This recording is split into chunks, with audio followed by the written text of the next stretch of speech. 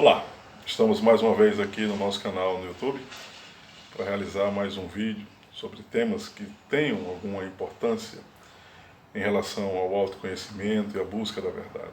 Hoje nós iremos tratar dos transtornos de personalidade. Antes de nós começarmos propriamente a nossa reflexão de hoje, queria lhes pedir que compartilhassem o nosso canal, que possam efetivar as suas notificações, dar os seus likes, para que nós continuemos então com esse nosso modesto trabalho. Bom, os transtornos de personalidade, e aqui é preciso dizer que o nosso objetivo nesse vídeo de hoje é apenas gerar em você algum tipo de reflexão ou de curiosidade em torno desse tipo de tema. A psicologia, ela é uma abordagem, ela é uma forma de obter esclarecimento através de métodos que realmente auxiliam uma compreensão sobre o comportamento humano e sobre o tipo de mentalidade que nós criamos com o passar do tempo, né, com o desenvolvimento da nossa capacidade cognitiva, com o nosso entendimento de nós não sabermos nos relacionar uns com os outros e com a nossa própria forma de nos observarmos, né, de entender a nossa própria internalidade. Portanto, eu acho alvissareiro o estudo sobre psicologia. Há várias linhas de psicologia, da Gestalt, a psicologia analítica, a psicologia junguiana, no caso, a psicologia chamada quarta força, né, com Abraham Maslow, Carl Rogers. Tem as linhas mais rígidas ligadas ao pensamento de Freud, mas penso eu que todo e qualquer viés de entendimento sobre essas linhas psicológicas ofertam um bom entendimento, ou dão a nós a condição de ter um bom entendimento sobre o nosso comportamento. Bom, o que são de fato transtornos de personalidade? Os transtornos de personalidade são doenças mentais surgidas a partir de certos desvios significativos dos nossos traços de personalidade. O que são traços de personalidade? Traços de personalidade é quando nós temos um comportamento duradouro, permanente, e esse comportamento passa a sofrer um desvio significativo. Esse desvio significativo gera um transtorno no nosso psiquismo, vamos assim dizer, porque ele afeta a nossa relação com outras pessoas e isso gera e causa sofrimento com essas pessoas e com nós mesmos no nosso dia a dia. Então isso aqui é a definição mais simplória, vamos assim dizer, do que a gente pode caracterizar como sendo um transtorno de personalidade a partir do desvio dos nossos traços de personalidade. Basicamente, como o vídeo aqui eu não pretendo ser muito prolixo, né? Porque há muitos tipos de transtornos de personalidade, eu gostaria de citar pelo menos de 4 a 6 transtornos de personalidade, né? A gente pode falar do primeiro tipo de transtorno, né, que é o transtorno paranoide, que se caracteriza quando o indivíduo ele tem a sensação de ser explorado, de ser traído, de ser passado para trás, né? O paranoide tem a percepção de que ele está sendo desprezado, de que ele não é muito valorizado. Ele tem uma dificuldade, inclusive, de saber se relacionar e se adaptar em determinadas circunstâncias, né? Esse é o primeiro tipo, transtorno de personalidade paranoide, né? Há outras características, mas por uma questão de economia de tempo eu vou me deter a esses aspectos.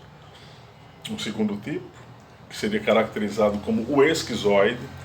O esquizoide, ele tem uma profunda dificuldade de manter relações sociais, né? Não respeita normas sociais, ele passa a desrespeitar pessoas idosas e pessoas em luto, por exemplo, né?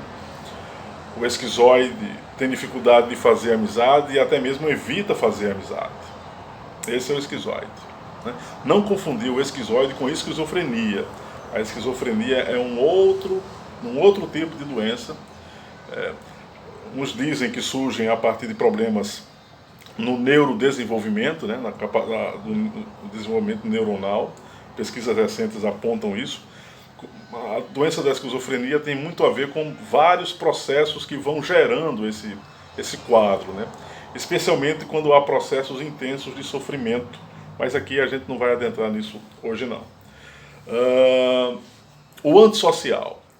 O transtorno de personalidade antissocial é dele que surgem os famosos psicopatas e sociopatas, né? Por quê? Porque no antissocial não há remorso, não há aquele sentimento de que você fez algo de errado e que você sentiu que fez algo de errado.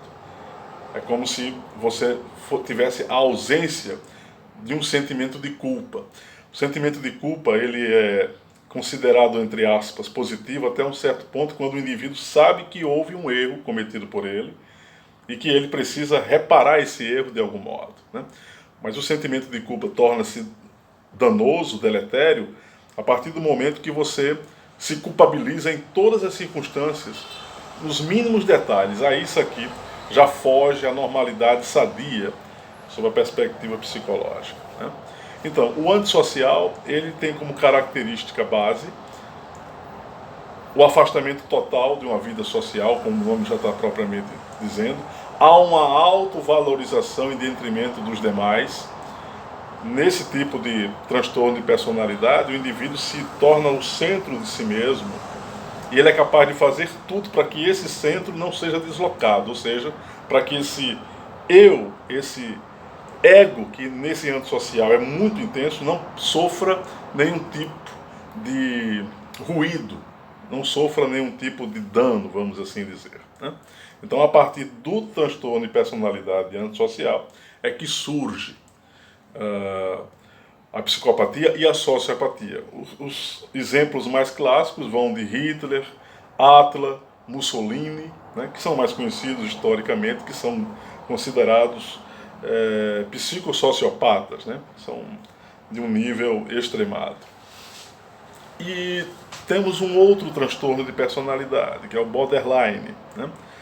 O borderline, a pessoa com essa síndrome ou com esse transtorno de personalidade, tem uma intensa variação no humor, né? Essas pessoas têm uma facilidade imensa de se aproximar ou gostar, ter apreço por alguém, mas também se afasta rapidamente, ou seja, tem uma mudança abrupta, né? Podem gostar de alguém e daqui a pouco desgostam de forma muito rápida. Esse é um transtorno, essa é uma característica do borderline, assim como a tendência a ter um vazio, a se sentir entediado, né? O borderline muda de humor tão rápido que passa de um estado de euforia para um estado de angústia, para um estado de depressão com muita intensidade, né? Nos casos mais graves, aqui deixar isso bem claro, tá? Eu poderia citar alguns outros casos também, notadamente os esquizotípicos e o histriônico, né?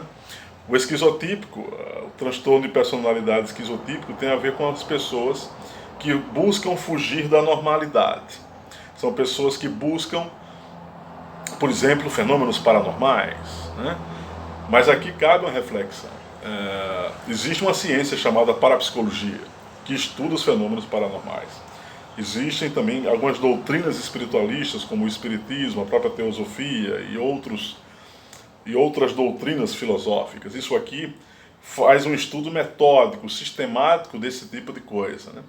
Na figura esquizotípica, a pessoa apenas vive em função de coisas que fogem da realidade. A pessoa vive escapando da própria realidade, fugindo das suas responsabilidades cotidianas. Isso aqui é o que se caracteriza como sendo o transtorno de personalidade esquizotípico. É a pessoa que não se aguenta, vamos assim dizer, na sua normalidade e foge para assuntos transcendentais de modo excessivo, um misticismo excessivo, algo que envolve esses aspectos. O transtorno de personalidade histriônico é o tipo de transtorno pavão. É o indivíduo que apenas se vê. É uma forma narcisista, né? Porque o histriônico, ele quer se sentir reverberado pelos outros, né? Elogiado o tempo todo, enaltecido o tempo todo. Ele se preocupa com a imagem, ele se preocupa com o modo como fala. Enfim, o histriônico, ele tem uma personalidade ensimesmada. Uma personalidade também centrada num excesso da sua própria personalidade. Percebam que cada um desses transtornos que eu aqui citei tem como gênese uma inadequação nas relações interpessoais, como ocorre muito com o paranoide, né, e com o esquizoide até certo ponto, ou um excesso, um ego inflado que não se cabe em si mesmo. Esse ego se torna muito inchado, vamos assim dizer, né? Então, a gênese desses transtornos de personalidade tem a ver com os processos de afetação, com o modo como nós nos identificamos com as circunstâncias e os fatos que ocorrem ao nosso redor.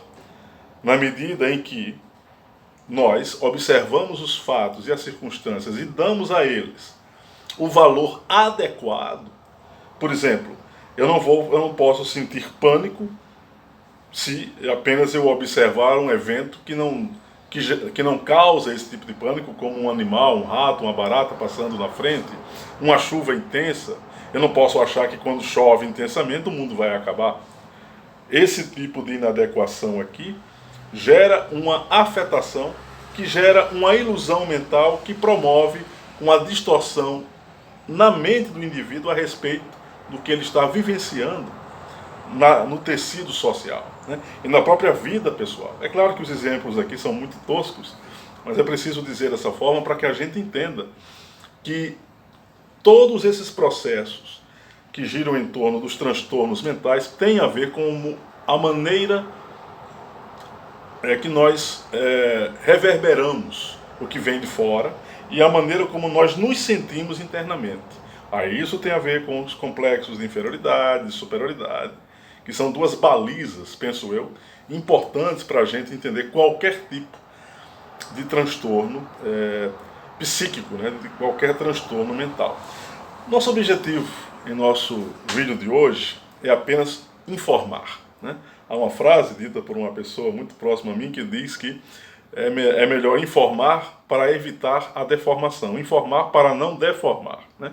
Então, eu não sou psicólogo de formação, sou filósofo, mas é preciso que a gente entenda que qualquer forma que gere esclarecimento precisa ser devidamente refletido, conhecido, percebido, porque a realidade que nos envolve, a nossa própria constituição psíquica, ela é complexa. E em sendo complexa, a gente precisa perceber os detalhes, né? Perceber os aspectos na questão dos detalhes, acabei me lembrando de um outro transtorno de personalidade que tem a ver com um transtorno de personalidade obsessivo, né? Que são as pessoas perfeccionistas, que se apegam a detalhes, que não aceitam errar em nada, e esse aqui é um outro ponto, tá? Mas enfim, o nosso objetivo é gerar reflexão, gerar informação para não deformar a nossa percepção da realidade. Informar para não deformar é o lema do nosso canal aqui no YouTube. Espero que vocês tenham gostado da nossa reflexão de hoje. Em um outro momento, nós aqui retornaremos com outro tema pertinente, visando a busca da verdade e o autoconhecimento. Um abraço a todos.